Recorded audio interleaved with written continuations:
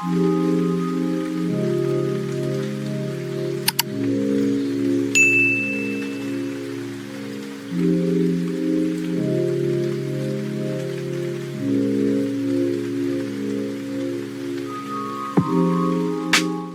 to breathe, spinning through identity, reveal another pretty little.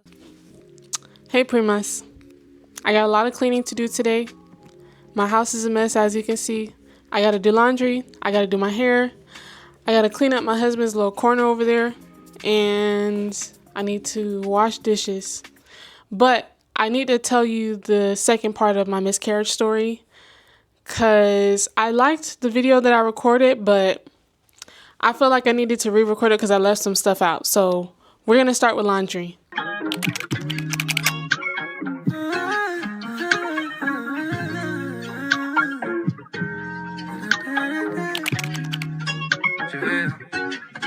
Don't be in a rush to try to find a man.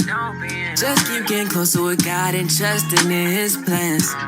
Don't fall for the hype on the gram, they follow trends.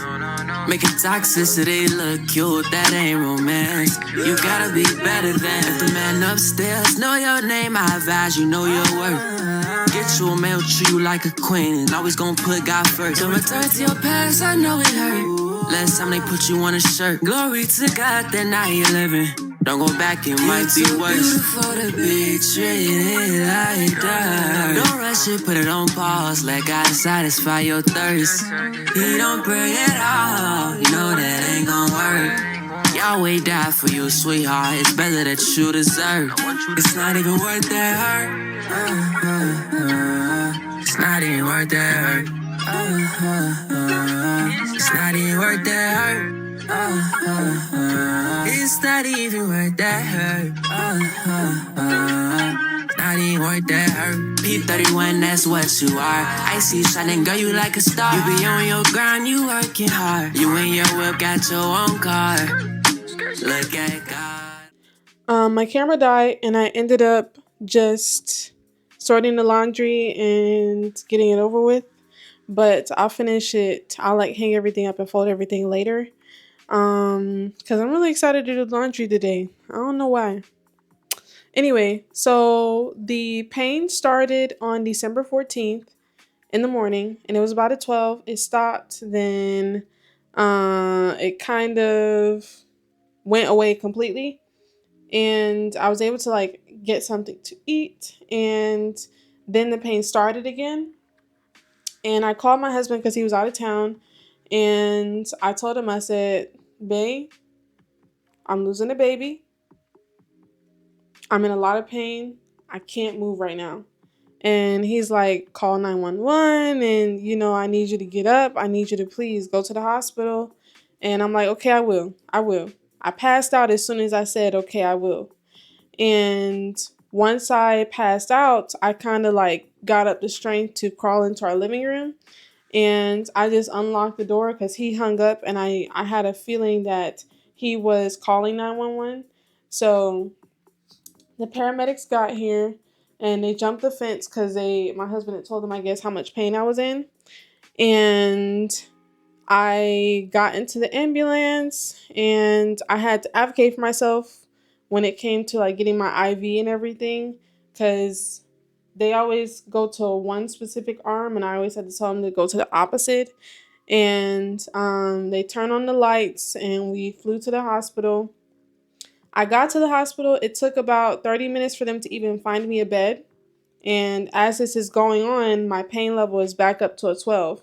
And I'm having, my uterus is contracting. And at this time, I'm not bleeding. I'm not bleeding at all. And I did spot prior to it happening, but at this specific time, I wasn't bleeding. So once they found me a bed, I got a nurse. She was amazing. She was absolutely amazing. She was soft-spoken. She was direct. She was to the point. And, she got the little 411 on my health and what was going on. And she said, okay, I'm going to let the doctor know. The doctor came in. He did his evaluation. And when he did his evaluation, he asked me, how are you feeling right now? How's the pain? How's this? How's that? I let him know what was going on. And then he said, okay, well, let's get a urine sample. And as soon as I went to go take my urine sample, I guess you would say my water broke. Like, that's when I had the gush of fluid that they always talk about. I had a huge gush of fluid. And I broke down in the bathroom. And I felt completely helpless. Completely helpless. I felt like the world was ending, and like it was an out of body experience. So I pulled the little string that you pull for help, and another nurse came in, and he saw all the blood, and he was like, okay, let's get you cleaned up, and let's get you on your way. And he was freaking out, but he didn't want to tell me he was freaking out because he knew I was already freaking out. So yeah, he got me. We got cleaned up, and they immediately took me to ultrasound. And when I was getting my ultrasound done, that's when they did the sonogram to see what was going on, and they saw the bleeding. And that's when they needed to do a transvaginal ultrasound. And when they went to do the transvaginal ultrasound, that's when I gave birth. That's when my baby came out. And it was a horrifying experience. Horrifying. And I felt so bad for the girl who was helping me in ultrasound that day because she was a student. And the woman who actually did my ultrasound, she was a veteran. When I tell you she was a veteran, she told me, she said I think she was Russian or something. She was European, but she sounded like she had a Russian accent. And she told me, she said, "Mommy, I've done this before. I'm not new to this. It's gonna be okay." And that's all she told me. And I don't know, she wasn't praying with me. She didn't pray with me, but she took a moment to take she took a moment to take it in with me, if that makes sense. So she took a moment to take it in with me, and they got my baby off the floor. They put her in a space to take it to the doctor so that she could be examined and everything. And I just was bleeding on the ultrasound chair. Like I was bleeding. And I called my husband as soon as I got out of ultrasound. Well, first of all, when I walked out of ultrasound, my grandma was sitting outside the room with me, and I just fell into her arms. I said, "Nana, my baby just came out of me. My baby is officially gone. I can't stop bleeding." And she helped me. She told me it was okay. And they wheeled me back to my hospital room. I called my husband and I told him what had happened. And he asked me if I wanted him to come home, and I said no.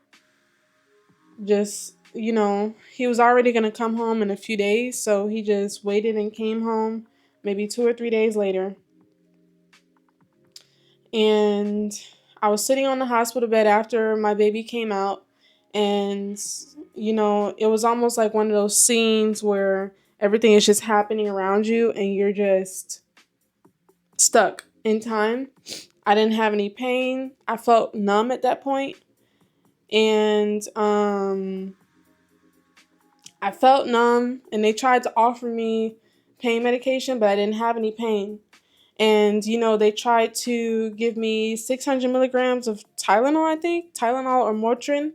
But I just didn't take it. And I got home.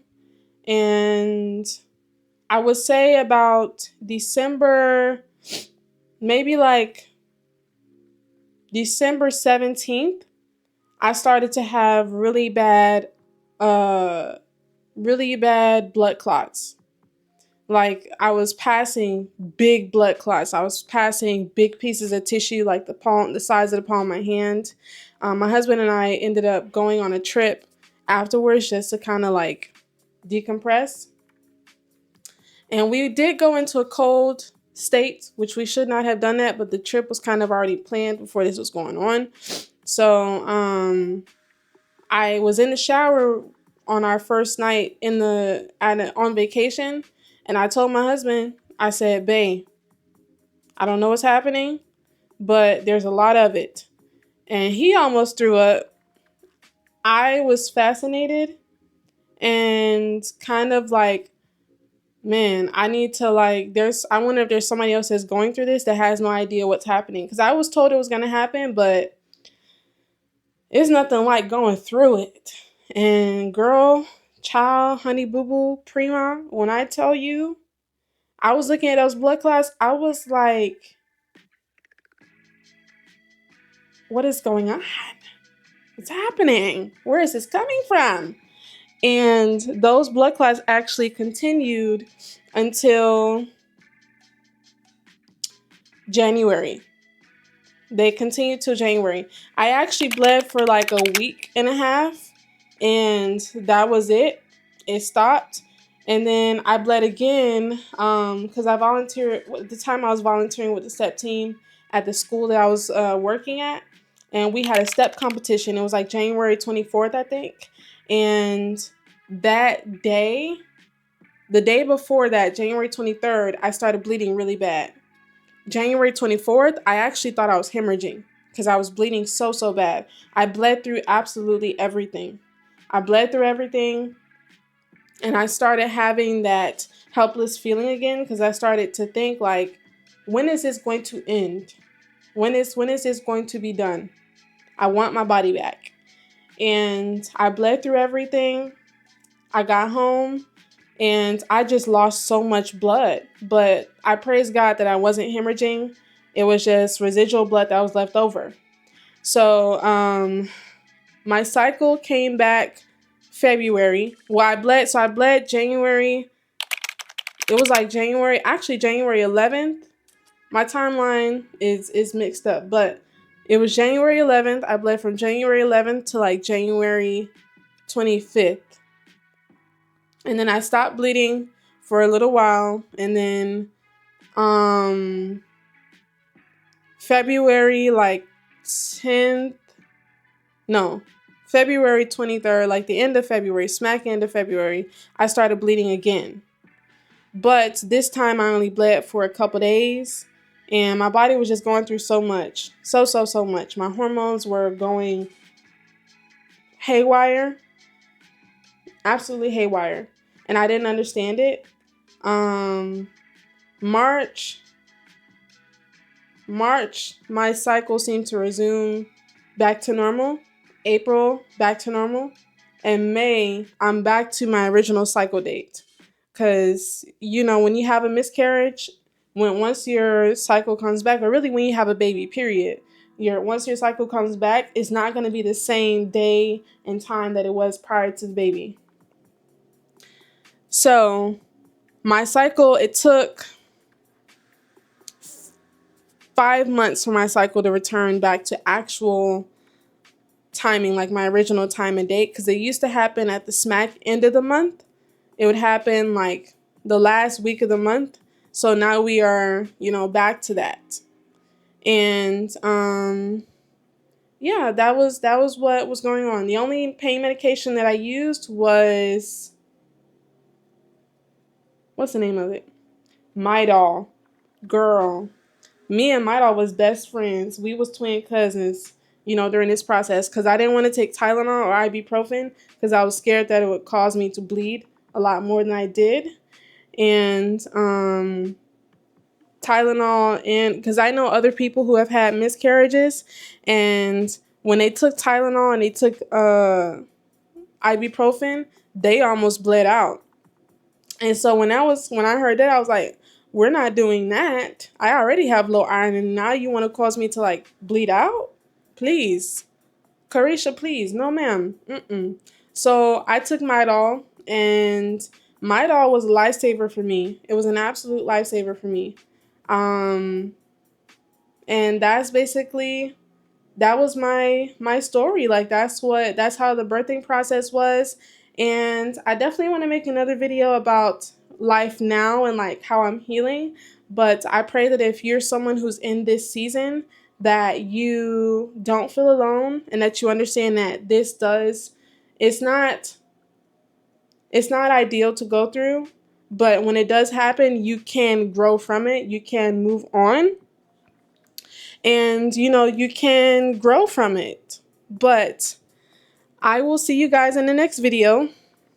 This has been a pleasant experience for me to share, but I look forward to other videos. I want to do videos about, actual wifehood, because this journey of being a wife for a year, y'all have to forgive me. You can't see this, but my camera is on the charger right now because she died on me, and I needed to get this video re-recorded.